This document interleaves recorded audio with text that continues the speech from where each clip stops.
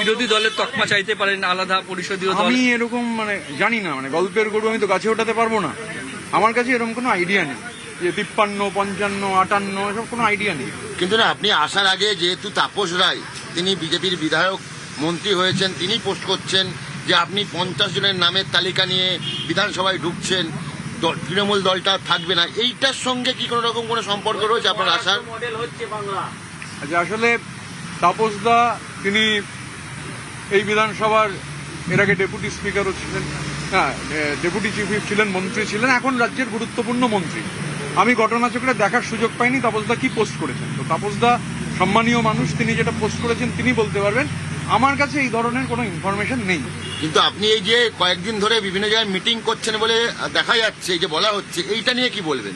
আমি তো গতকাল সাংবাদিক বন্ধুরা আমায় জিজ্ঞাসা করেছিলেন যে একজন নাকি অভিযোগ করেছেন যে আমি নাকি দক্ষিণ কলকাতার একটা মিটিংয়ে হোটেলে, দক্ষিণ কলকাতার একটা হোটেলে দীর্ঘক্ষণ নাকি বিভিন্ন এমএলএর সঙ্গে মিট করেছি। আমি আবারও প্রকাশ্যে, সংবাদ মাধ্যম রয়েছে, আমি তাকে চ্যালেঞ্জ করছি। আর আমি আইনজীবীর পরামর্শ নিয়েছি, কারণ এটাও ডিফেমেশন। উনি এটা বলতে পারেন না। আমি কোর্টকে বলবো যে তদন্ত করে আমার টাওয়ার লোকেশনটা চেক করে দেওয়া হোক, যে উনি যখন বলেছেন তার আগে কোথায় ছিলাম আর উনি বলা পর্যন্ত আমি কোথায় ছিলাম, আমি তার জন্য প্রশাসনকে জানাবো। কারণ আমার মনে হয়েছে আমার মানহানি হয়েছে। আজকে একটা চিঠি জমা পড়েছে অভিষেক বন্দ্যোপাধ্যায়ের তরফ থেকে। কি চিঠি আমি জানি না। সই সম্বলিত কোনো চিঠি আপনি কি দেবেন? বিধায়কদের সই সম্বলিত কোনো চিঠি? বিধায়কদের সই সম্বলিত চিঠি আমার কাছে এরকম কোনো আইডিয়া নেই। আজকে তৃণমূলের তরফ থেকে একটা চিঠি দেওয়া হয়েছে, সেখানে সই ছাড়াই আবার শোভনদেব চট্টোপাধ্যায়কে বিরোধী দলনেতা করার অভিষেক বন্দ্যোপাধ্যায় সেই চিঠিতে এবং সই করেছেন এবং আজকে জমা দেওয়া রেখে আসা হয়েছে। এবং এই চিঠিতে পঙ্কজ বন্দ্যোপাধ্যায়ের রেফারেন্স টানা হয়েছে যে তাকে কিভাবে বিরোধী দলনেতা করা হয়েছিল সেটি।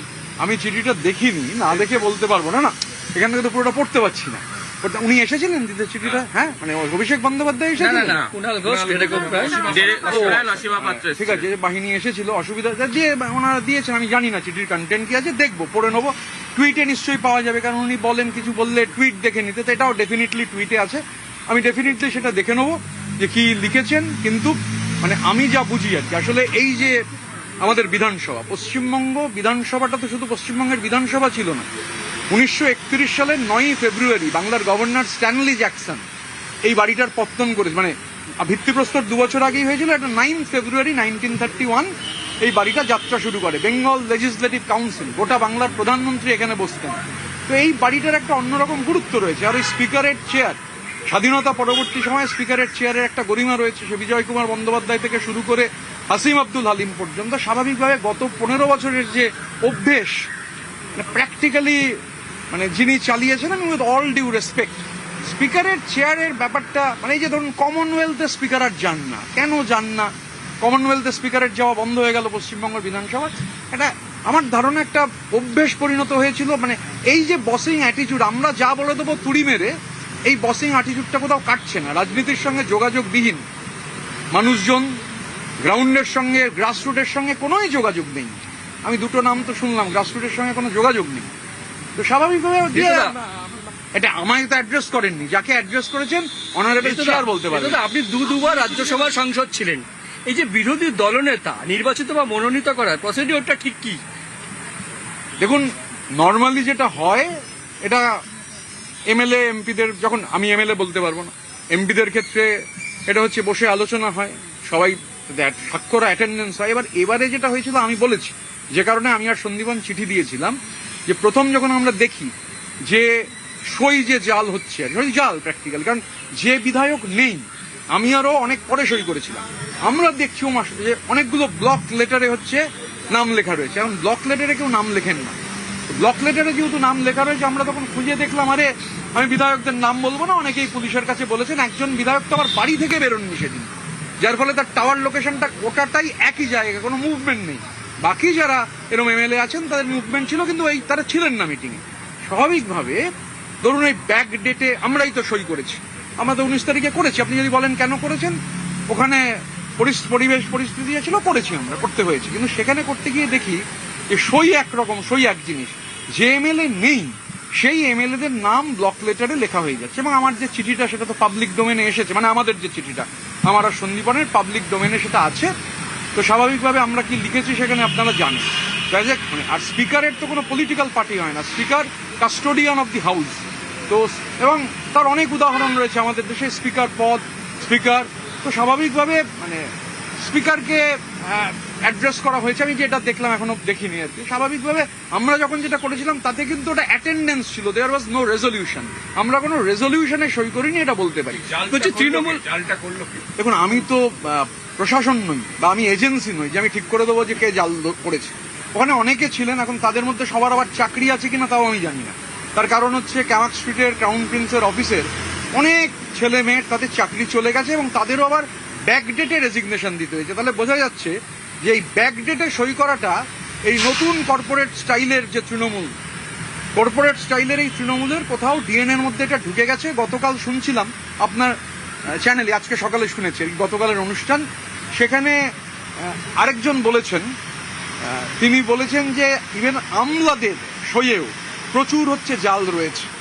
স্বাভাবিকভাবে মানে এই কথা বিভিন্ন জায়গা থেকে উঠছে। আর আমাদের মনে হয়েছে যে এটা তো তৃণমূলের ওখানে বলে অভ্যন্তরে লাভ নেই। যারা সই করাচ্ছিলেন তারা সবাই ক্রাউন প্রিন্সের অফিসের মানে হর্তাকর্তা বিধাতা অনেকে। আবার আমি এটা নিশ্চিত নই, আমি মুখগুলো চিনি, সবার চাকরি আছে কিনা আমি তাও জানি না, কিন্তু সই তারা তাদের হাতেই, তারাই খাতাটা নিয়ে এদিক ওদিক করছিলেন, এটা দেখেছি। গতকাল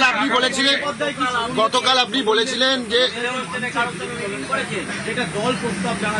কোনো রেজলিউশনই তো হয়নি, কোনো রেজলিউশন, শোভনদাকে দলনেতা করার কোনো রেজলিউশন তো বিধায়কদের সামনে প্লেস করতে হবে, এরকম রেজলিউশন তো পাইনি আমরা। গতকাল আপনি বলেছিলেন যে টিএমসি দল বিধায়করা লেজিসলেটিভ পার্টি বলে একটা বিষয় হয়, লেজিসলেটিভ পার্টি, পার্লামেন্টারি পার্টি। পার্লামেন্টে আমি পার্লামেন্টের মেম্বার ছিলাম, পার্লামেন্টে পার্লামেন্টারি পার্টি হয়, দুটো হাউসের আলাদা আলাদা পার্লামেন্টারি পার্টি, আবার একটা মিলিত পার্লামেন্টারিও পার্টি হয়। তো লেজিসলেচার পার্টি কি ঠিক করেছে কিছু? আমি অন্তত জানি না। আপনি কি আগামী দিনে এই চিঠি দেবেন? I live for a day Krishnendu, so I can't tell what happens tomorrow. কাল কি হবে আমি এক্ষুনি বলতে পারছি না। আপনার ভূমিকা কি হবে? যেহেতু দল বা পার্টি, আপনার পার্টি যেহেতু আপনাকে বহিষ্কার করেছে, আপনার ভূমিকা কি হবে? আমি সংবাদ মাধ্যমের থেকে শুনেছি আমি বহিষ্কৃত, আমি সংবাদ মাধ্যমের থেকে দেখেছি, এই অবধি অন্য কোনো কমিউনিকেশন নেই। গতকালকে আপনি একটি ইন্টারভিউতে বলেছেন যে আমি তো স্পিকার নই, I am not the speaker. সেটা স্পিকারকে অ্যাড্রেস করা, সেটা স্পিকার বলতে পারবেন। How can I tell? গতকাল আপনি একটা ইন্টারভিউতে বলেছেন যে আপনি টিএমসি দলটা থাকবে না, কিন্তু আজকে যখন আপনি ঢুকছিলেন বিধানসভায় বললেন যে মমতা বন্দ্যোপাধ্যায় আপনার নেত্রী। কোথাও গতকালকে সেই অবস্থান থেকে সরে আসা? কোন অবস্থানের ব্যাপার না। আমি কি বলেছি যে তৃণমূলটা একটা গ্রাসরুট পার্টি, লড়াই সংগ্রামের মধ্যে দিয়ে তৈরি হওয়া পার্টি। মমতা বন্দ্যোপাধ্যায়ের তার নেত্রী টল লিডার। এবার পার্টিটা হাইজ্যাক্ট হয়ে গেছে। একটা ধরুন আমরা কি পার্টি, আমাদের পার্টির নেতা কে, মানে যার সঙ্গে আমি কমিউনিকেট করি, তো আমার কমিউনিকেটিং মিডিয়াম তো পার্টির কেউ নয়। আমার কমিউনিকেটিং যাকে আমার রিপোর্ট করতে হতো, যদি বলেন বস, তাহলে বস বেসিক্যালি ফার্স্ট মানে রিপোর্টিং এর যে জায়গা, সর্বোচ্চ রিপোর্টিং এর জায়গা গোদরেজ ওয়াটার সাইড। তা আমিও এটা অস্বীকার করবো না, কারণ যেটাই সেহেতু কমিউনিকেশন ওখান থেকে হতো, আমিও অপেক্ষা করতাম কখন সেখান থেকে ডাক আসবে, কারণ ওটাই মাধ্যম। তো আমি ধরুন ভোটে লড়তে গেছি উলুবেরিয়ায়, নানান ধরনের যে সমস্যা ফেস করেছি, যখন জানিয়েছি কাকে জানিয়েছি। এবার গোদরেজ ওয়াটার সাইডে যাকে রিপোর্ট করতাম, ডিসেন্ট্রালাইজড হতে স্ট্রাকচার, ওই হাওড়া যে দেখে, হাওড়া সহ অন্যান্য জেলাতে দেখে, তাকে রিপোর্ট করতে হতো। স্বাভাবিকভাবে পার্টির মানে একটা পার্টিতে তো পলিটিক্যাল লিডার বা একটা পলিটিক্যাল কালচার থাকবে, সেই পলিটিক্যাল কালচারের বদলে একটা কর্পোরেট কালচার, এটা সবাই জানেন, এটা নিয়ে নতুন করে কিছু বলার নেই। আপনি যে কথা বলছেন তাতে থিওরির কথা বলছেন, যে বিধায়করা নির্বাচিত হয়েছেন তৃণমূলের মধ্যে, কত সংখ্যক বিধায়ক আপনার মতকে সমর্থন করছেন? সেটা তো আমি আমার আর সন্দীপনের দায়িত্ব নিতে পারি আজকে আমি অন্য কারোর দায়িত্ব নেবো না। তা আজকে আমি খালি আমার আর সন্দীপনের দায়িত্ব নিয়ে, আমার আর সন্দীপনের, আমি বললাম Krishnendu I live for a day only, কালকে কি হবে কাল বলতে পারবো। আপনি কি গতকালকে জাভেদ খানের সঙ্গে বৈঠক করেছিলেন? আমি গতকাল এমএলএ হোস্টেলে গেছিলাম, মুড়ি কি বলে, তারপরে পেঁয়াজ, কাঁচা লঙ্কা তেল দিয়ে মেখে অনেকের সঙ্গে খেয়েছি। শুধু জাভেদ খান কেন, অনেক এমএলএর সঙ্গে দেখা হয়েছে, কথা হয়েছে। আমি এখন অত মনে নেই, এত অনেক এমএলএ কতজন খেয়াল নেই। হ্যাঁ, শিউলিদি ছিলেন। আমি গুনিনি কৃষ্ণ। এখানে শুধু এমএলএ হোস্টেলে কি মুড়ি খেলেন নাকি না কলকাতার বিভিন্ন জায়গায় এরকম মুড়ি? না, এমএলএ হোস্টেলেই খেয়েছি, তার বাইরে আর খেতে হয়নি। উত্তর চব্বিশ পরগনায় যাইনি এর মধ্যে। প্রাক্তন বিধায়ক, ও হ্যাঁ, উত্তর চব্বিশ পরগনার রথিন্দাকে দেখতে গেছিলাম। ঠিক ঠিক রথীন্দার বাড়িতে গেছিলাম, কেন অস্বীকার করবো? বাইপাসের ধারে কোনো হোটেলে? ওখানে অনেক এমএলএ ছিলেন। আমি রথীন্দাকেই দেখতে গেছিলাম। আর বাইপাসের ধারে কোনো হোটেলে কোনো? না, ওটা যিনি বলেছেন তাকে তো আমায় প্রমাণ করতে হবে যে আমি কোনো হোটেলে মিটিং করেছি। বা কোনো উনি আবার অফিসে? আমি ওনাকে প্রমাণ করতে হবে, তো উনি বলেছেন যে আমি একটা হোটেলে এমএলএদের নিয়ে মিটিং না, করেছি। সেই হোটেলের পাশে কোনো অফিসে মিটিং করেছেন?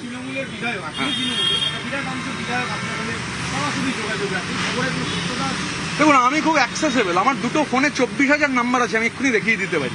তার মধ্যে উলুবেড়িয়া পূর্বে 6,000 নাম্বার আছে। আমি চেষ্টা করি মানুষের সাথে যোগাযোগ রাখার। আমি যেহেতু খুব, দেখুন আমি ট্রাভেল যে, আমার কোনো পাইলট নেই, আমার সঙ্গে একজন নিরাপত্তা রক্ষী আছেন। আমি ভোটের পরদিন থেকে, রেজাল্ট বেরোনোর পরদিন থেকে নিয়মিত উলুবেড়িয়া আসছি যাচ্ছি, কোনো প্রবলেম হয়নি। আমাকে হচ্ছে, আপনি কথা বলতে দিন না, আপনি তো কথা বলতে না দিলে কি করে হবে? তা আমি উলুবেড়িয়া যাচ্ছি আসছি, তা আমার কোনো প্রবলেম হচ্ছে না। আমি ঈদের দিন উলুবেড়িয়া চষে বেরিয়েছি, উলুবেড়িয়া বিকেলবেলা ফুটবল খেলেছি। তা আমার মানে এখন গতকাল থেকে গদ্দার বেইমান এগুলো শুনছি, কিন্তু এটুকু বলতে পারি যে কেউ হচ্ছে চোর চোর চোর চোর করে কোনো কথা বলেনি আমার। নবান্নে যাবেন আগামীকাল? আগামীকাল তৃণমূল কংগ্রেসের সংখ্যাগরিষ্ঠ হাওড়া গ্রামীণের বিধায়ক নবান্নে মুখ্যমন্ত্রী শুভেন্দু অধিকারীর প্রশাসনিক মিটিংয়ে যোগ দেবে। কালকে কি বিধানসভা আসবে না, আসার সম্ভাবনা আছে? নবান্ন যাওয়ার আগে আসতে পারি বা পরেও আসতে পারি। খালি হাতে? খালি হাতে খালি হাতে না, সঙ্গে কোনো রকম এটা তো কাগজ থাকবে? কালকের আগে বলতে পারছি না, কালকে বলতে পারবো। প্রশাসনিক মিটিং হোক। কালকে বৈঠক কোন বৈঠক? প্রশাসনিক বৈঠক। প্রশাসনিক বৈঠক দুটো, কলকাতা, দক্ষিণ 24 পরগনা, হাওড়া। আমি এটুকু বলতে পারি যে আমি যে জেলা থেকে ভোটে জিতেছি, তৃণমূল কংগ্রেসের সংখ্যাগরিষ্ঠ বিধায়ক মাননীয় মুখ্যমন্ত্রী শুভেন্দু অধিকারীর ডাকা সেই মিটিং আমরা বিরোধী, কিন্তু আমরা গঠনমূলক এবং সদর্থক বিরোধিতা করব। আমরা থাকবো কাল না, ডাক পেয়েছেন কি নাকি? অবশ্যই ডাক পেয়েছি, এমনি নাকি অনাহুত হয়ে যাবো নাকি? না, সবাই ডাক পেয়েছেন নাকি না প্রত্যেকে ডাক বেছে পেয়েছেন? আরেকটা তাহলে পুলক রায় কি আসবেন? আমি পুলক রায়ের দায়িত্ব কোনোটাই নিতে পারবো না। আরেকটা প্রশ্ন হচ্ছে যে রথীন্দা তো এখন প্রাক্তন বিধায়ক। কে বললো? রথীন্দা জিতেছেন, মধ্যমগ্রাম থেকে রথীন্দা জিতে এমএলএ হয়েছে। রথীন্দার সাথে দেখা করতে গেলেন কি, মানে উনি অসুস্থ বলে? আমি তো এমনি সবার সাথে যোগাযোগ রাখি, মানে আমি তোমার সাথেও যোগাযোগ থাকে, মানে আমার যখন কোনো কাজ থাকে না, শুধু প্রফেশনালিজমের জন্য। ধরো এখানে অনেকে আছেন যারা শুধু হয়তো পেশাদারি দরকারে আমায় ফোন করেন, কিন্তু তোমার সাথে পেশাদারি দরকারের বাইরেও, প্রবীরের সাথে পেশাদারি দরকারের বাইরেও আমার কথা হয়। তো I am an available person.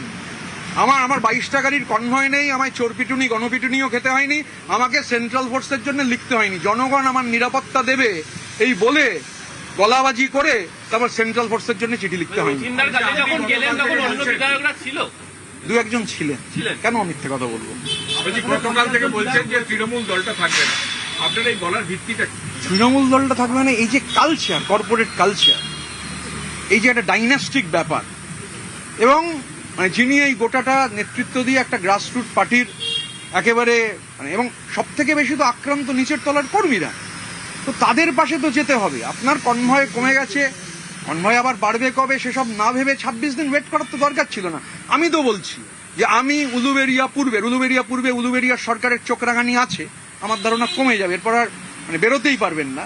এই চোখ রাঙানিকে উপেক্ষা করে অনেকে আমায় বলেছেন যে গেলে সমস্যা হবে। আমি তো রেজাল্ট বেরোবার পর থেকে উলুবেড়িয়ায় কনস্ট্যান্টলি যাতায়াত করছি, এখনো বাড়ি ভাড়া দেখছি, ফাইনাল বাড়ি ভাড়াতেও বুঝছিলাম যে অনেকে বাড়ি ভাড়া দিতে ভয় পাচ্ছেন, তো আমার ধারণা ভয় কেটে যাবে। আরেকটা হচ্ছে যে বলছেন যে যদি কোনো নতুন পার্টি করেন তার প্রতীক হওয়া উচিত বালিশ। এটা কি? সে কুণাল ঘোষের জন্য আমি কুণাল ঘোষের কথার মধ্যে যাব না। কুণাল ঘোষ কি বলেছেন, কুণাল ঘোষের তাহলে আমি আজকে যাচ্ছি না, কিন্তু কুণাল ঘোষ মানে বারবার কাকে মানে ফোন করছেন, কোথায় ফোন করছেন, কেন ফোন করছেন, কি বলছেন, বা আমার আর সন্দীপনের সাথেও কুণাল ঘোষের অনেক কথা হয়েছিল।